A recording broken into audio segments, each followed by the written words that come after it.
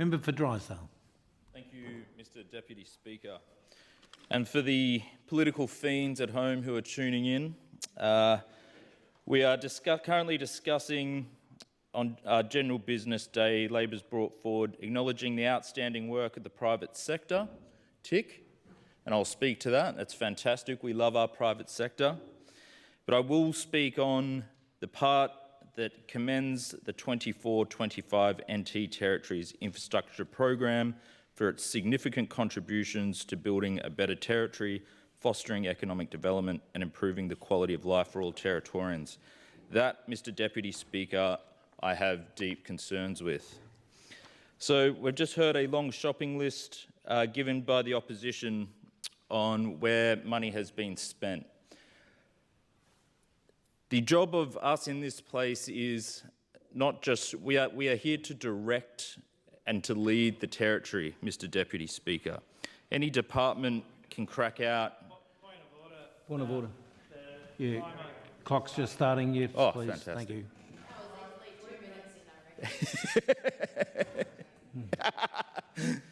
All right. Thank you, Mr Deputy Speaker.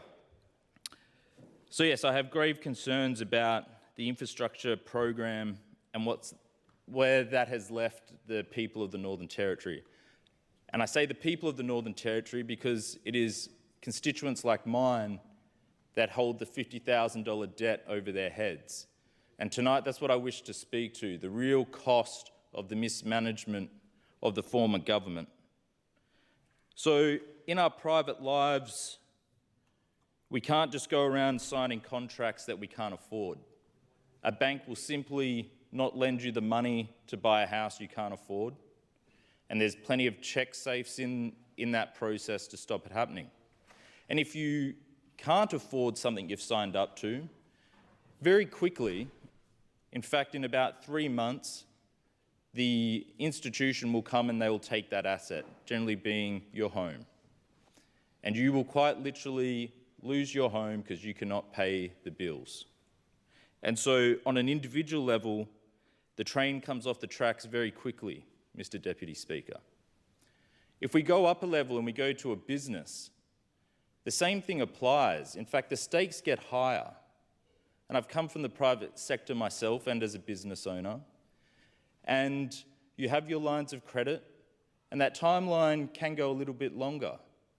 It might be 6 months to 18 months that you might be able to keep the train on the tracks, but it will come off. And the punishment for it coming off, for trading insolvent, the punishment for trading insolvent in this country is up to 15 years in prison. So we recognise through the Parliament of Australia that it is such a crime to trade insolvent that we will send you to prison for 15 years. Yet, when we come up a level to government, it seems the rules don't apply. It seems there is no similar set of standard to a cabinet, to a parliament that will trade essentially insolvent as we see with the 24-25 infrastructure bill. Mr Deputy Speaker, there is $5 billion. $5 billion. That is an astronomical amount of money. How it was going to be paid for, I actually have no idea, because it's a ludicrous sum. To pay for it, it would have meant, and for everyone in the Northern Territory, you can just double that $50,000 because they would have had to borrow it, and you would have had immense pain coming for future generations, and it would have lasted a very long time. So this budget is a complete ploy, in this bill today is a ploy by the Labor Party to try and come up with some fictitious, the CLP is going to cut things. As the member for Fanny Bay said, you can't cut what doesn't exist. You can't just throw things on a page and say, oh, look, this is what we're going to deliver. Yes, there's no money for it, but it's coming. And it goes a step further. The crime is greater than that because before the election, a large number of contracts were signed. And so now the people of the Northern Territory are in a contractual arrangement with contracts we can't afford. And yet there's no punishment on those who made the decision, on the cabinet that made those decisions, Mr. Deputy Speaker. And I think the lesson here is, for all of us in this chamber, we have a real moral duty in how we exercise our fiscal budgets and our fiscal responsibilities. Because if an individual will lose their home and a family can lose their home, if a business person can spend 15 years in prison, why is it that the former government believed that they could do it? Because that is what has occurred.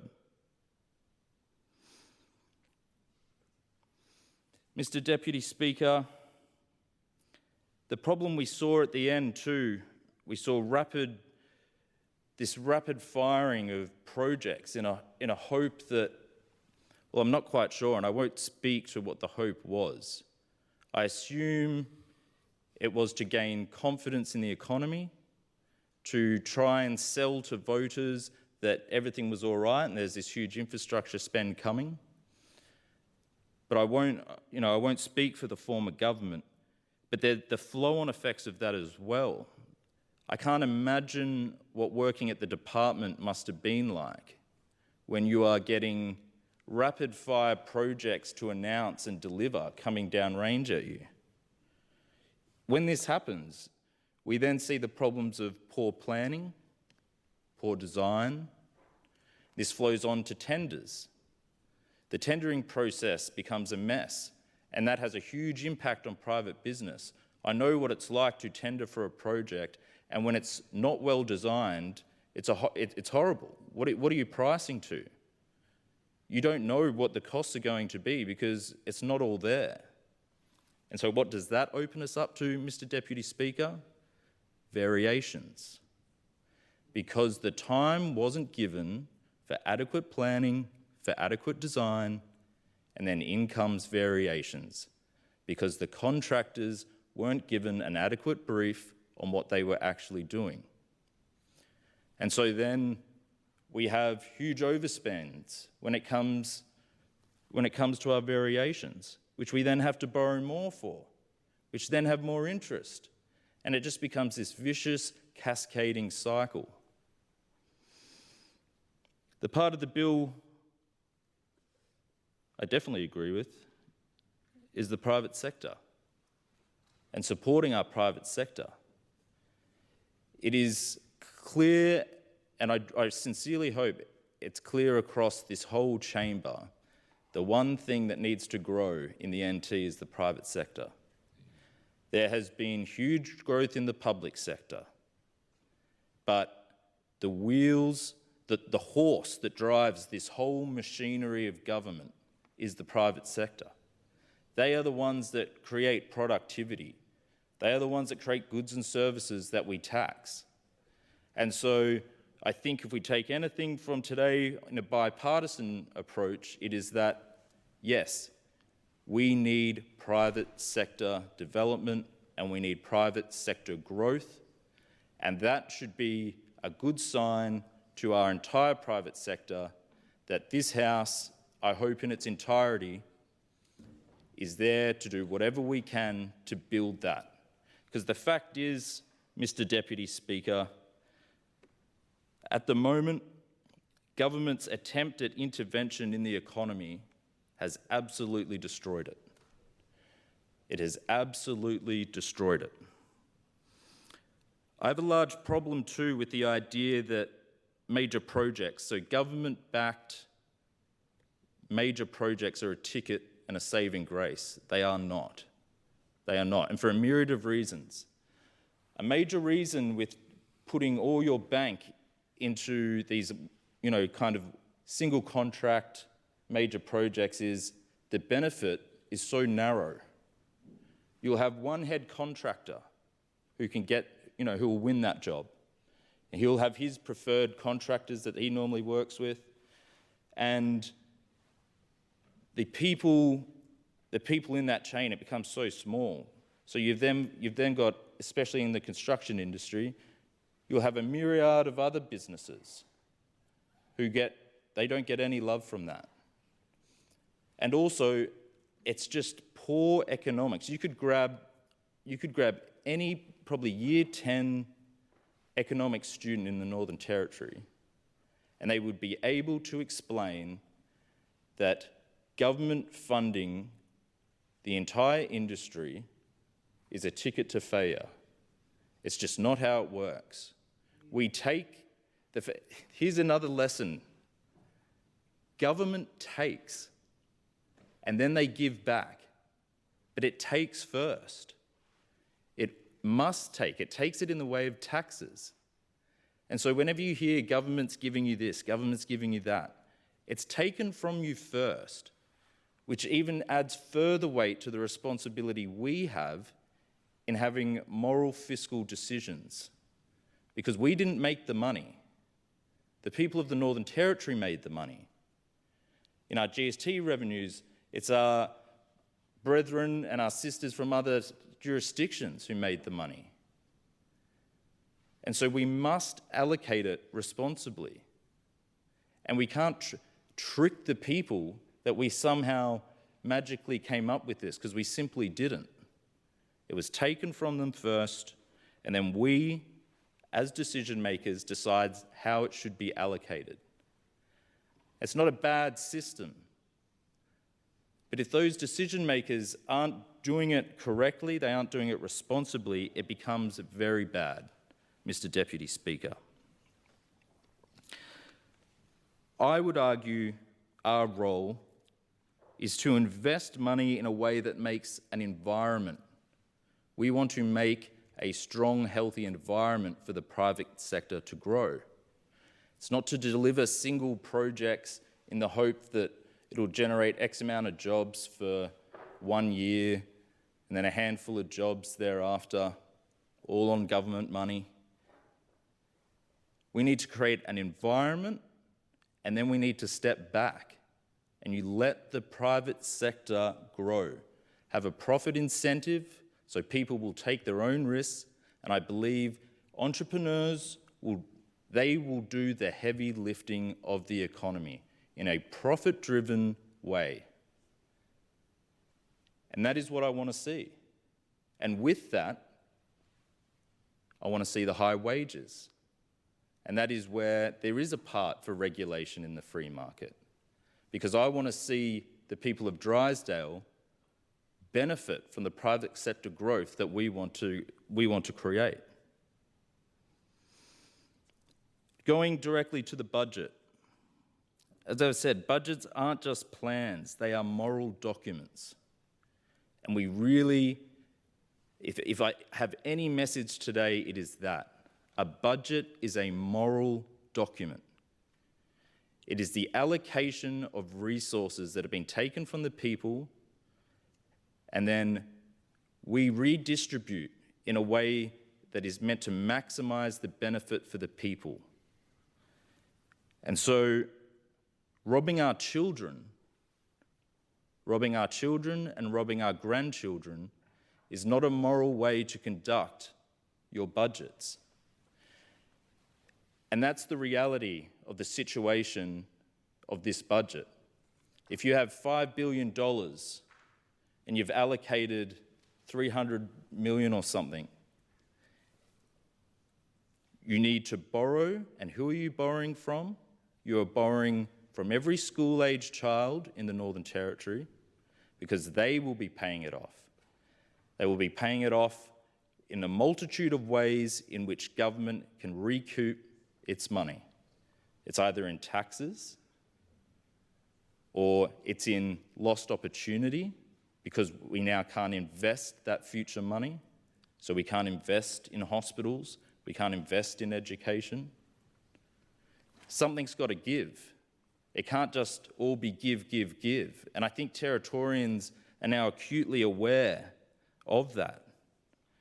And so I stand firmly on the grounds of I cannot support this when at the core of it, it requires to support this would mean I support robbing my own children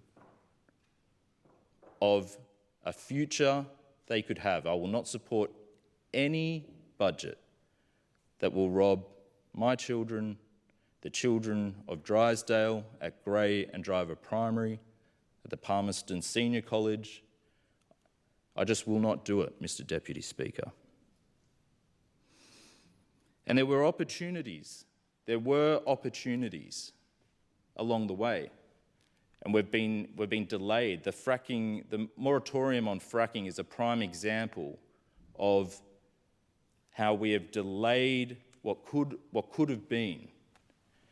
Right now, we could be discussing what we're going to do with the extra revenue streams that have been granted, or the influx of workers, and we're debating where new schools need to be built, or we're debating which hospitals need to get more funding. These would be good things to debate.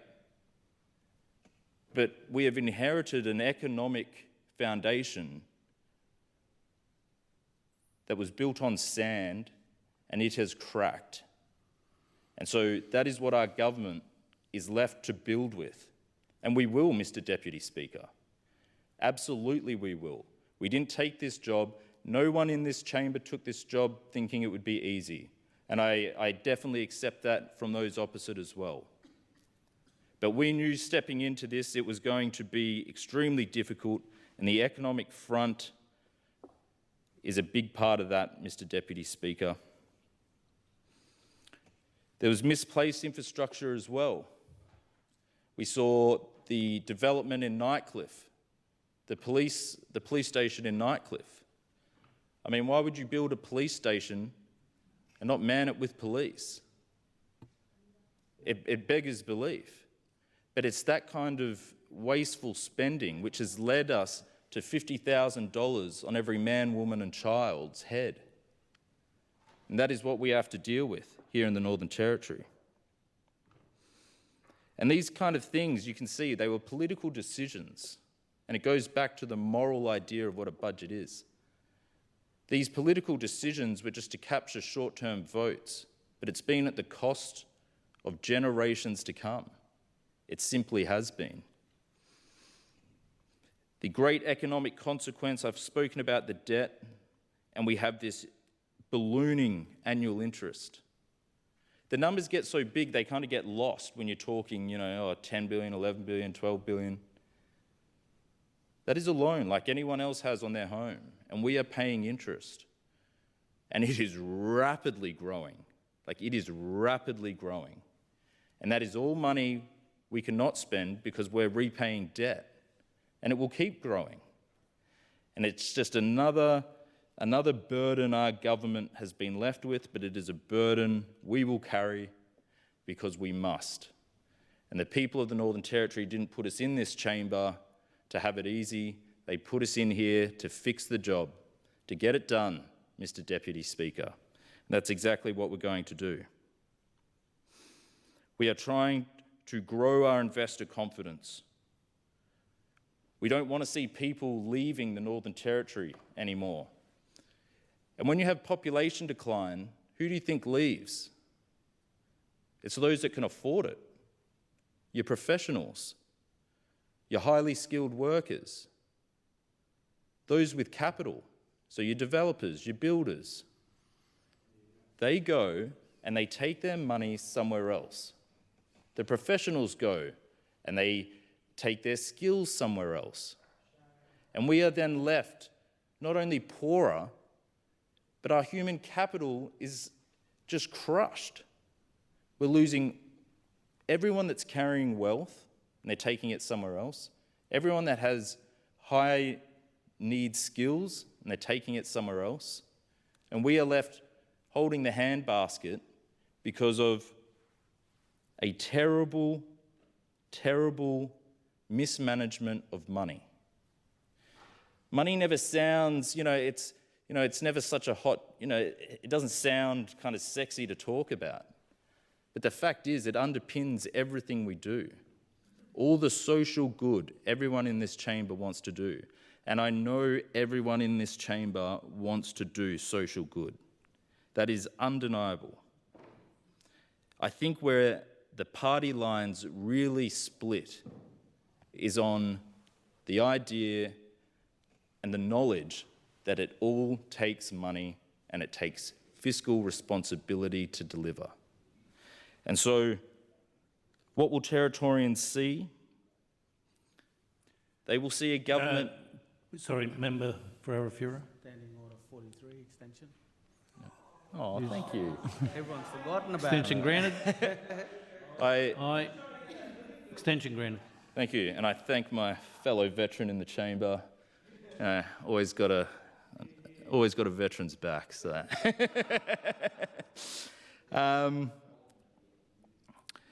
So what will we give to the Northern Territory? Well, we must exercise discipline.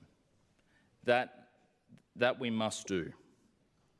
We must focus on real outcomes. So every dollar spent, we must know is going to deliver economic and social benefit, just as the member for Fong Lim spoke of very eloquently. Those dollars must have real benefit, Mr. Deputy Speaker. And we want infrastructure that supports our population and supports its growth. We want to get those who left to come back, and we want new capital, both in the form of wealth and human capital, to come to the Northern Territory, because that is how we improve our education and our health system. Because whilst we're talking of all these dollars, you know who suffers?